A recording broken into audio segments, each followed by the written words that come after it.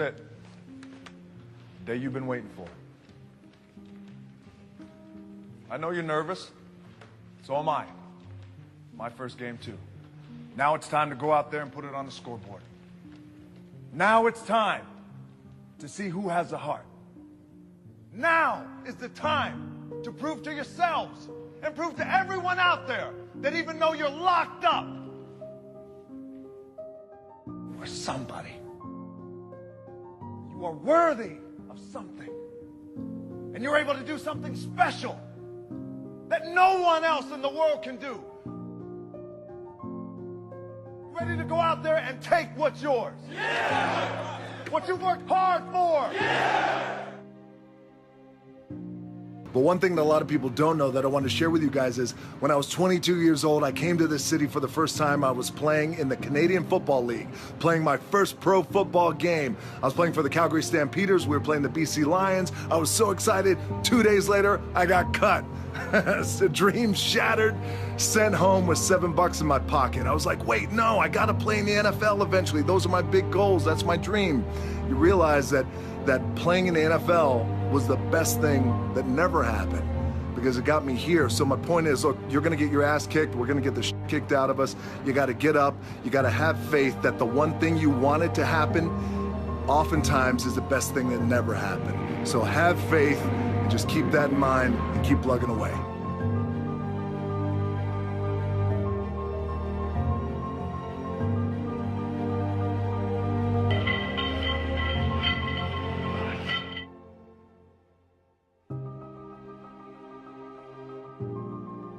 Can't play football forever. I played for 10 years. You can't be in the ring forever. You can't be in the octagon forever. You can't be in a boxing ring forever or a football field, but you can always train and get better and push yourself.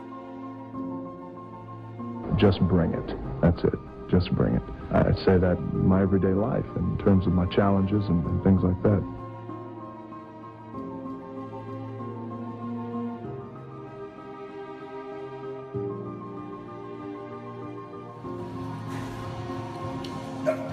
Okay, in between sets, as I'm working out, and as I often do in between sets, I slide into your comment section nice and I read your comments just so we could stay connected, and I always know what's on your mind and I can address it. So somebody just asked me a cool question, said, DJ, you're on top, where could you possibly go from here? And you always talk about outworking your competition. Who's your competition? It's a great question. Thank you for the compliment, by the way. I'm fortunate enough to be on top, but anytime you reach the top, you always want to make sure that you have the desire to raise the bar and take the brass ring to places it's never been. That's the key with being on top. Just because it's never been done doesn't mean it can't be done. And in terms of competition, great question. Everyone's my competition, but a fundamental key that I've learned over the years is, and I'll share it with you, my number one competition is me. It's always you versus you. You got to be the one to get up every morning, be disciplined, put in the consistent daily hard work, because that gains success. No coach, no trainer, no mentor, no boss can do it. You versus you.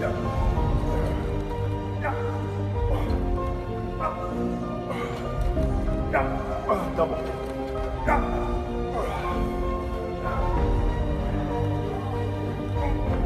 I knew I wanted to be something, and it was important to me to be something. It was important to me that I didn't fail. But by the way, and if I did fail, at least what was also important was the lesson. And I didn't realize that until I got older, because you know, when you're in it, you're in the grind, you don't really recognize those things when you're younger, but I could recognize them now and the importance of them now. And just in terms of the drive and the determination, a lot of it was experience too. You get your ass kicked, you get back up, and you put the gloves back on and you swing away.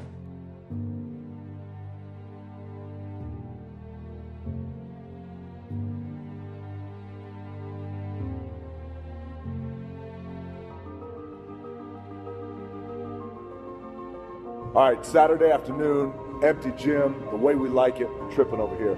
It's leg day, which means it's gonna be sweaty, painful, and fun.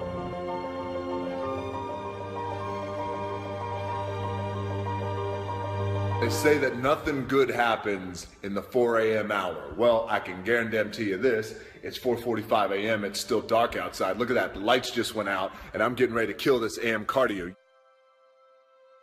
Train twice, I'll get my cardio in and breakfast, and then I'll go hit the weights. Clanging and banging, we call it.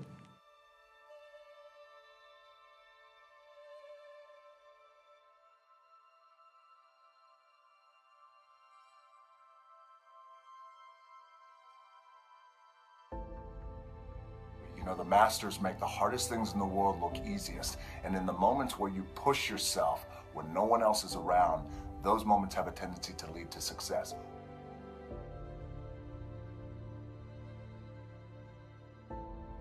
Oftentimes when I see kids and they have been labeled, oh, they're punk kids.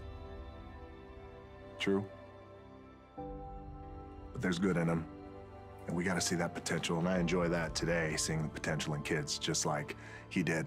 Especially kids who are kind of wayward and have been going through it. I know what it's like. Our most powerful and most important is when we just embrace who we are. It's just believing in yourself and embracing who you were born to be. Whether it's 3 o'clock in the morning, by the way, when we were talking in London, I was getting up at 3 because I had to be on set by 4. So whatever time my call time is, those and directors and our producers, whatever time my call time, so my call time is at 7, then you back your clock up 4 hours, and then that's when I get up and train twice. Just wrap that 4 a.m. cardio. There's no substitute for hard work. I get up super early. Generally, I have this thing where I like beating the sun up, not just in terms of before the sun comes up, I have to get up. And how do I do it? It's just important to find balance, and I try and do things really that I really enjoy doing. And a lot of times, you know, it's like in life, right? Life brings like drama, and you got to deal with this person, and then you funky relationship here, and all these things.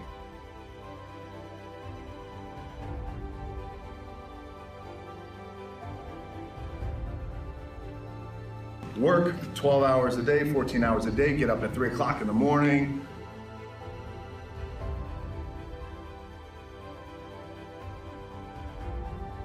I don't know if there's a golden rule. I can tell you this, that I believe anything is possible, right? I live in the world of possibility. And I also believe that we can accomplish anything with our 2 hands and just putting in the work with our 2 hands. And also, you hear this often, but it's really, really true. You gotta find something, if you love what you do and be passionate about what you do and find something that you can be passionate like, it really helps. You know, it gives you that motivation when you wake up in the morning.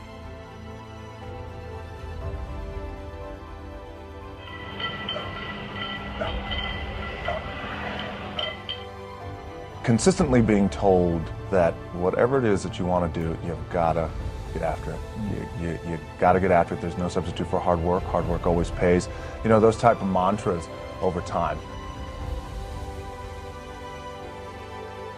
And those are your examples of you know, what it's like to get beat down, what it's like to get, just in terms of the struggle, what it's like to be evicted out of your apartment, what it's like to have your car repossessed, and watch your parents go through that is I think is defining as a kid.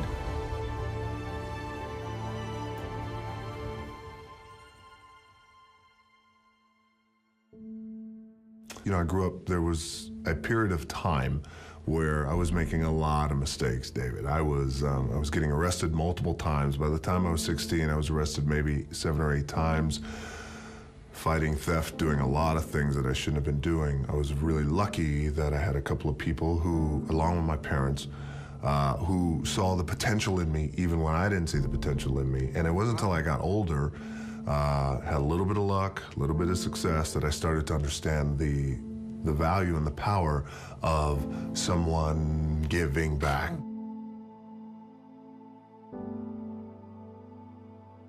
Some people call you the best pure athlete in wrestling today. Let's start off with a bit of your history. When you broke in, you were packaged as a part of a wrestling legacy. Your father is Rocky Johnson, or Sweet Ebony Diamond, as Canadian fans know him. Tony Atlas was a family friend, all kinds of family roots. Were you ever concerned that you wouldn't get your chance to prove yourself on your own terms? No, I was never ever concerned about that, because nor was I ever concerned about trying to fill their shoes, because my dad's, they were just too big, you know, my grandfather as well. But at the same time, I always knew that one day, whenever I got the opportunity, I was just gonna make it happen. Persistence and hard work.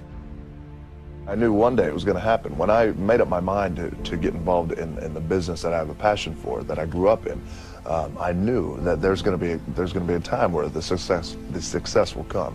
And that's through hard work and consistency. It's you know, the same old story, things like that. So it's surprising to a degree, but I was well aware that it was going to happen.